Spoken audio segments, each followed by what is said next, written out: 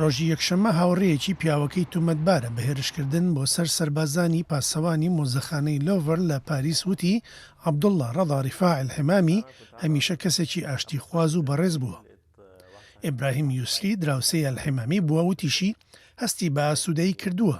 ئەو یاریزانە تەمەن 28 ساڵە هێشتا لە ژیاندا ماوە، بەڵام سەختە بەلایەوە باوەڕ بکات الحمامی بتوانێت ئەو جۆرە هێرشە بکات.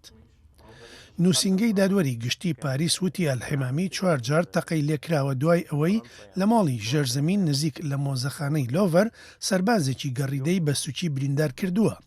بەڵام برینداربوونی لە ڕۆژی شەممەدا چیدی بۆ ژیانی مەترسی نییە. سەرۆکی فەڕەنسا فرانسوا هۆڵاند وتی گومانی تێدا نییە ڕەوشی گومان لێکراو هێرشی تیرۆریستیە. باوەڕێکی وا هەیە الحمامی میسریە لە میرنشینی ئیماراتی عەرەبی دەژیا. لە 26 مانگی یەکدا بە ڤیزای گەشتیاری هاتوۆتە پاریس.